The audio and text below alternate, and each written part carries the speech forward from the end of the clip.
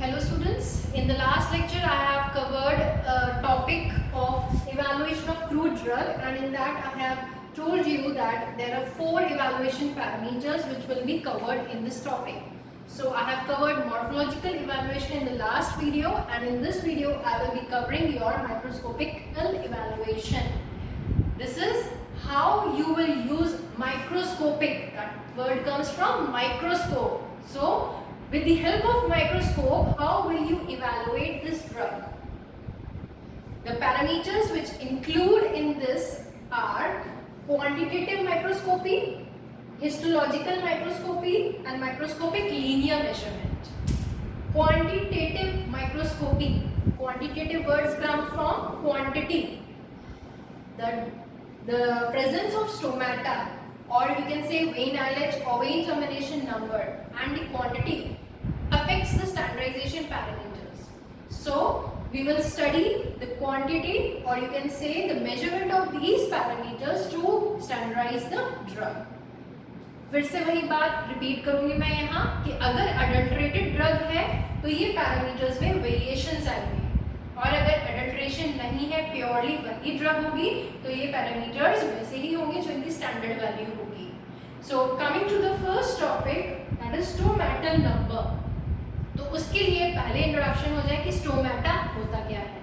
Stomata are minute opening present on the surface of the plant, and majorly it is present on the surface of the leaf. और leaf पे भी ये lower side पे number of stomata are more, and on the upper surface the number of stomata are less.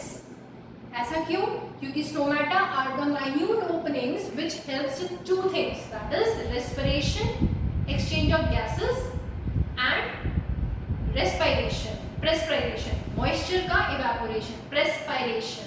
So perspiration की वजह से जो पेड़ सूख जाते हैं या मुरझा जाते हैं, उस कंडीशन में भी स्टोमाटा का रोल होता है. इसलिए डायरेक्ट सनलाइट की प्रेजेंस से डायरेक्ट ऑब्जर्प्शन ऑफ वाटर ना हो मैक्सिमम अमाउंट में, इसलिए इनका नंबर जो है वो लोअर सरफेस ऑफ लीफ पे ज्यादा होता है.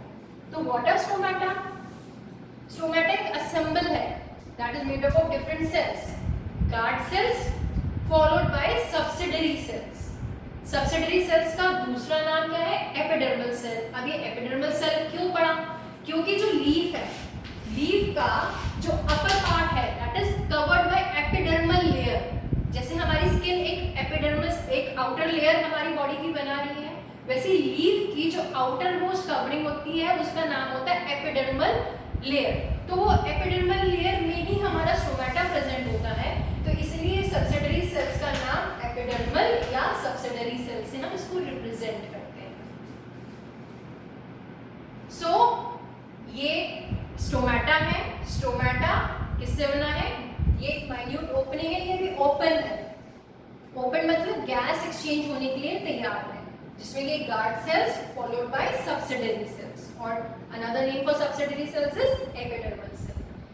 Coming on to the types of stomata, depending on the number of subsidiary cells or epidermal cells, stomata are of 4 types. Majorly of 4 types that we are talking about. तो majorly 4 types में क्या है? Anisocytic, diacytic, parasitic, and anomocytic.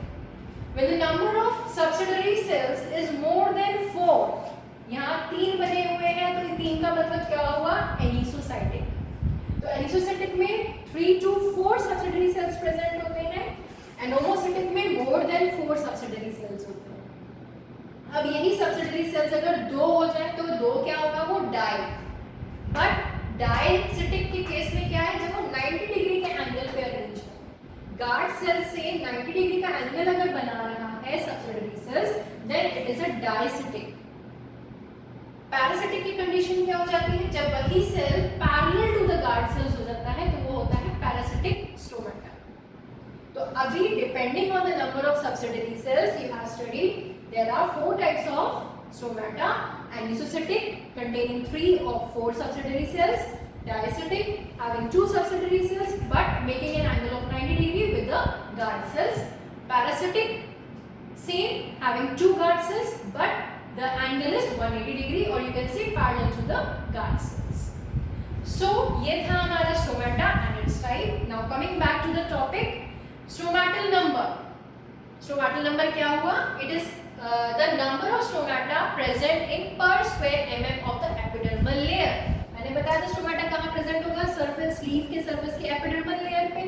अब उस leaf के epidermal layer का अगर हम 1 स्क्वायर mm एरिया कट करते हैं, उसको माइक्रोस्कोप की स्लाइड बनाते हैं और उसका ऑब्जर्व करते हैं, तो 1 स्क्वायर mm के एरिया में number of stomata will give you the stomatal number. It is more on lower as compare to the above surface. ये भी रीजन मैं अभी आपको एक्सप्लेन किया हुआ है। Now coming to the stomatal index. Stomatal index is calculated by using this formula where I stands for stomatal index and the formula is S into 100 upon E.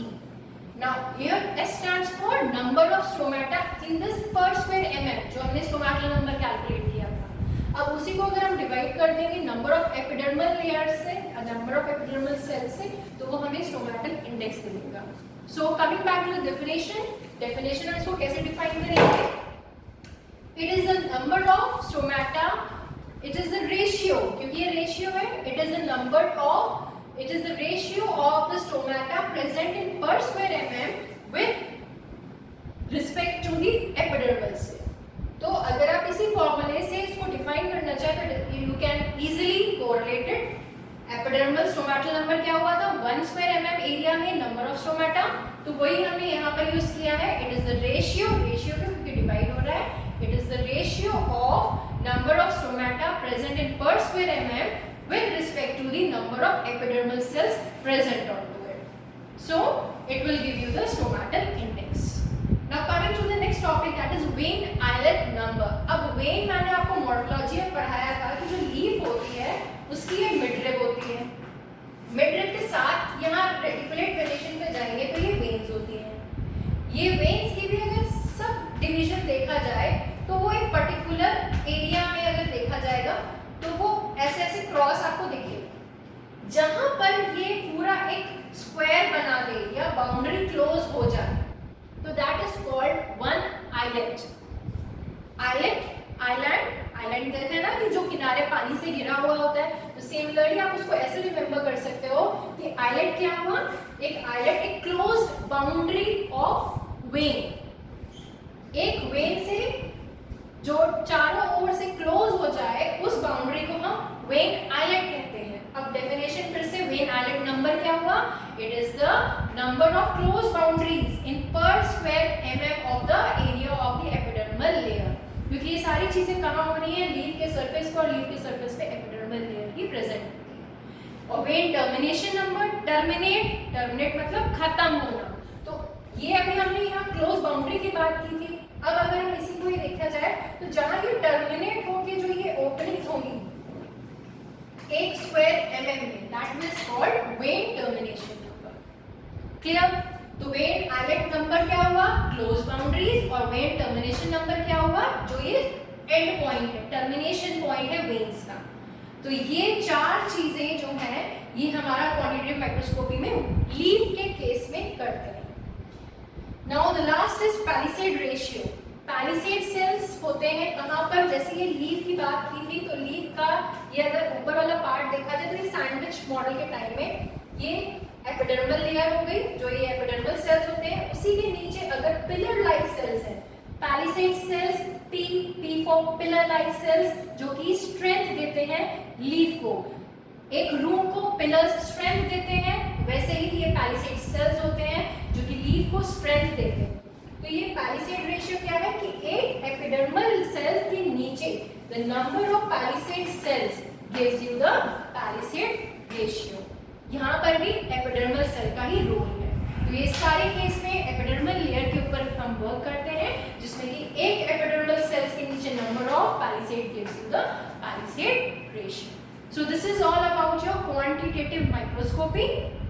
Histological microscopy में आता है आपका xylem that conducts water in the plant, phloem that conducts food in the plant, stomata जैसे कि अभी मैंने ये पढ़ाई, ये सारा आपका किस में आएगा? हिस्टोलॉजिकल में। कि अगर पूछा जाए कि किस प्लांट में किस टाइप का स्टोमेटा प्रेजेंट है, presence of the type of stomata comes under histology. Trichomes. What are trichomes? Trichomes are hair-like structure present on the surface of the leaf. जैसे कि हमारे रोम होते हैं, वैसे प्लांट के जो रोम होते हैं उनको हम ट्राइकोम्स कहते हैं। कैन बी ग्लैंडुलर, जो कि बंच में दिखे तो ये क्या होगा आपका ग्लैंडुलर। और अगर ये सिंगल दिख रहा है तो that is single cell trichome. अगर ये ब्रांच है तो ये मल्टीसीरियड ऑफ ब्रांच ट्राइकोम्स होते हैं। तो depending on the structure trichomes भी काफी टाइप के हो सकते हैं। ट्राइकोम्स होते क्या है? These are the hair like structure present on the surface of the plant. So this is histological microscopy, जिसमें कि xylem cells क्या है, phloem क्या है, stomata क्या है, trichomes क्या है. I have briefly explained all of these and you will get the detail in your notes. Now coming to the third, that is microscopic linear measurement. Linear measurement, इसमें क्या है? measurement करना है कि अगर ट्राइकोम है तो कितनी लेंथ का है, स्टोमेटा है तो कितने साइज का है। तो ये जो लीनियर मेजरमेंट होता है, दो तरीके से दो स्केल्स यूज करते हैं हम, कैलिब्रेशन स्केल यूज करते हैं, ऑक्यूलोमीटर और स्टेज माइक्रोमीटर, जिसकी हेल्प से हम ये इनकी लेंथ और साइज कैलकुलेट करते हैं। This is about microscopic evaluation, जिसमें हमने ये सारी चीजें किसकी हेल्प से करी है? माइक्रोस्कोप की हेल्प से की है। एक लास्ट मेथड जो इंपॉर्टेंट मेथड है, that is lycopodium spore method is left. इसमें क्या होता है कि जो सेल्स होते हैं उनको आइडेंटिफाई करने की वो स्पोर्स उसके अंदर कितने प्रेजेंट हैं। तो उसका जो फॉर्मूला यूज होता है that is lycopodium spore method में कि number of spores is equal to n into w into 94,000 into 100 upon s into m into p. So these are the standards which has been used. इसमें सिर्फ इतना procedure है कि ginger के starch को अगर हमें कैलकुलेट करना है कि उसमें स्टार्च ग्रैन्यूल्स कितने हैं या किस साइज के हैं 1 ग्राम पाउडर में, तो उसके साथ हम क्या करते हैं, जिंजर स्टार्च के साथ हमने उसको अपने सैंपल को लाइकोपोडियम स्पोर्स को मिक्स किया, उसको माइक्रोस्कोप में फोकस किया, फोकस करने के बाद ये वैल्यूज को हमने नोट किया और इस फॉर्मूला में पुट कर दिया। So this gives you the lycopodium spore method, जिसमें हम नंबर ऑफ स्पोर्स को भी कैलकुलेट कर सकते हैं कि उस प्लांट में प्रेजेंट कितने। So this is all about brief on microscopic evaluation, जिसमें माइक्रोस्कोपी यूज करके या माइक्रोस्कोप की हेल्प से हम ये सारे पैरामीटर्स एक इवैल्यूएशन ड्रग का स्टैंडर्डाइजेशन को चेक करते हैं। Thank you very much. I will be coming up with the next topic, physical evaluation soon. Thank you.